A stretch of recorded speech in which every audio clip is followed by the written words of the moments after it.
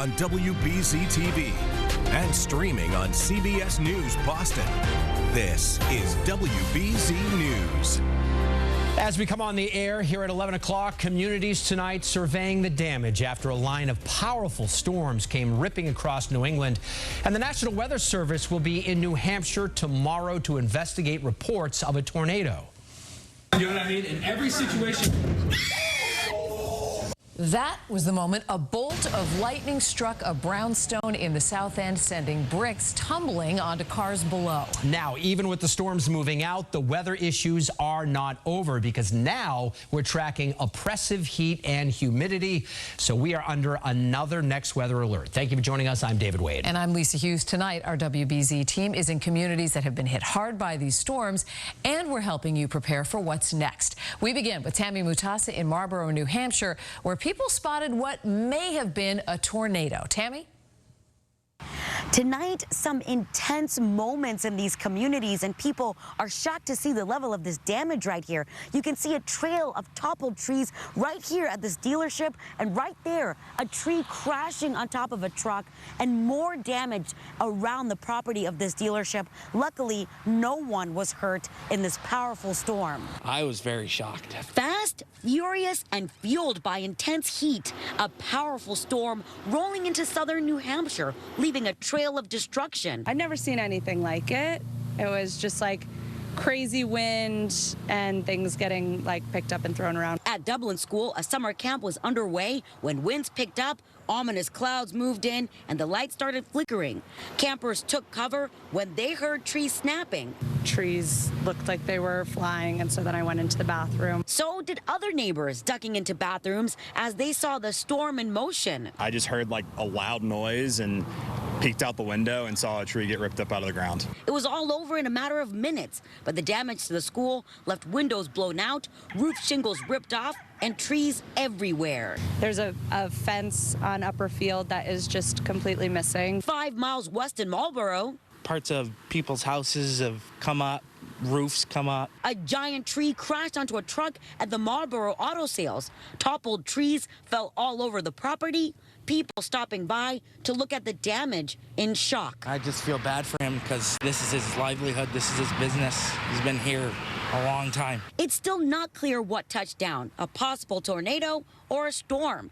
Either way, its power was unexpected to those who weathered the storm. It was reminiscent of like a hurricane. Like that's kind of what it felt like. Back out here in Marlborough, tomorrow the National Weather Service will be in this area doing a storm survey to see exactly what caused all that damage. People who lived through the storm are convinced it was something very powerful. In Marlborough, Tammy Mutasa, WBZ News. Tammy, thank you. And new tonight here at 11 o'clock, lightning strikes and a brownstone crumbles. This is in the South End where a chimney was hit, causing a real mess and a tremendous scare.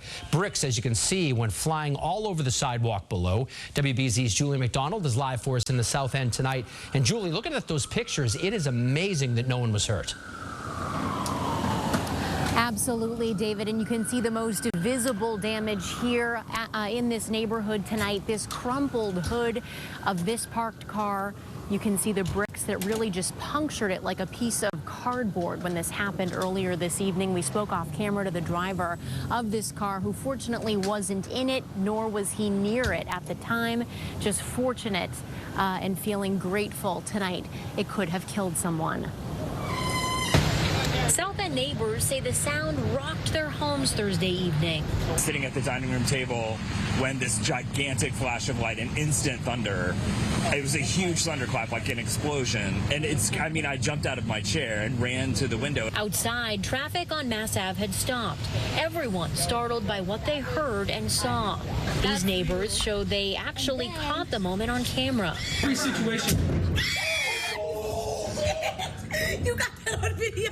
All the bricks and everything and the flashing and whatever from the chimney like blew onto the sidewalk and adjacent cars and gardens, and the iron fence in front of their house is like on the sidewalk. So it was quite forceful. Boston Fire says it does appear the building was struck by lightning. When they arrived moments later, they found quite a mess of debris, but fortunately no one was hurt. Chimney kind of blew up when it got hit by the lightning, and Lots of bricks fell down. Luckily, no one had to be walking by or no one got injured. And we're told by fire crews that even though that lightning strike was to a chimney here, there is still substantial water damage inside some of the homes here. Crews remain here at this time boarding up the parts where people can't stay. We did see some neighbors taking off for the night. Live in Boston, I'm Julie McDonald, WBZ News. Yeah, pretty scary. Julie, thank you. We now know it was also a lightning strike that sparked this raging fire on a college campus in Springfield. The president of American International College says it was a classroom building that caught fire. The hall is badly damaged, but there are no reported injuries. And take a look at this picture from Chicopee as a tree crushed a car in the driveway, nearly hit the home as well. Winds in that area gusted past 60 miles per hour. Unfortunately, no injuries there. Once the storm clouds moved out, this is what we saw. Some big rainbows over the Boston skyline. They looked really beautiful as the sun was setting, and that gets us thinking about what's next in the forecast. Eric, thankfully, the rain is in our rearview mirror because we've had a lot of it. Now we're under a next weather alert for heat. Oh, a hot day tomorrow, definitely. Probably the hottest day of this stretch because we'll have full sunshine start to finish. So back to the heat advisories we go for tomorrow, and looks like we'll see some low 90s out there. Not exceptional by late July standards, but it's a hot one. So we want to make sure we're just taking it easy, staying hydrated, and the heat index about 95 to 100 tomorrow afternoon. Radar tonight calming down as the rain moves offshore. No relief from humidity, though. The dew points are still in the 70s. You know, we just haven't had a front that's brought in some relief recently, but we will get one later on this weekend. So we'll get there. We're clearing out tonight. Very warm, very humid. Low 70s out the door tomorrow morning. Low 90s in the afternoon, but pretty much start to finish sunshine tomorrow. So it will be a very hot feel for our finally Friday.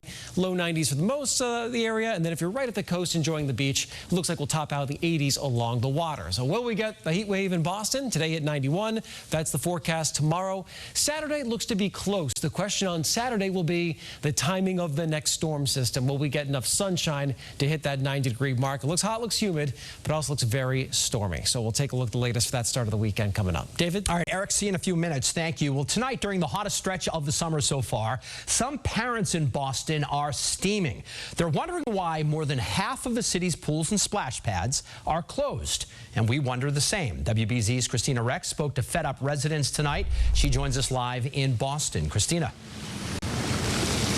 Hey, David, perhaps a shocking number of city-owned pools are closed throughout this heat wave, and you'll notice the pockets of the city where they're closed as well. Now, we brought that information to the city to try and get some answers.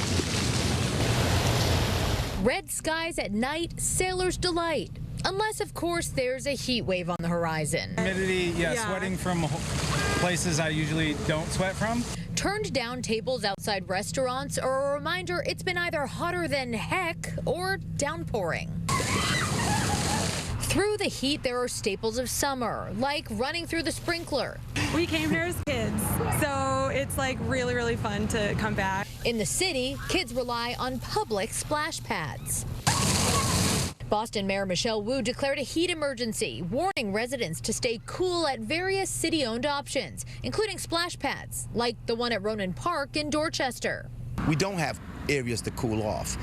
There's not one pool in this area that's actually open. It's true. The splash pad advertised online is bone dry in person. Local activist Domingos de Rosa is sounding the alarm about unfair resources during these hot days. You know, we talk about equity, and it's not. This community never seems to get its fair share of the services. We asked the city. Right now, 10 of 18 city pools are closed, and all pools in both Dorchester and Mattapan are out of service, while splash pads and pools in the North End and other areas are open. Oh, it's beyond frustrating again because, you know, there's a lot of turf issues here in Boston, and kids who live in this area are not able to travel to other parts of the city. DeRosa hopes the city can start focusing funds to help kids stay cool in his neighborhood. It's a city-owned building. It's a city-owned pool. The city should be taking the initiative to make sure that the fundings are actually being allocated to, you know, these issues. And And when we received that list of closed pools from the city, we responded asking some clarifying questions like why are they closed and what's being done to make sure they can open soon. We're still waiting for an answer back from the city. Live in Boston, Christina Rex, WBZ News. Yeah, hopefully we get that soon, and hopefully the pools are open soon. Christina, thank you. WBZ News will be here for you during this potential heat wave. See the live temperatures anytime with the free WBZ News app. And we'll have the results of the National Weather Service's survey of the damage in New Hampshire tomorrow, right here on WBZ. David? Well, Lisa, this was a terrible scene in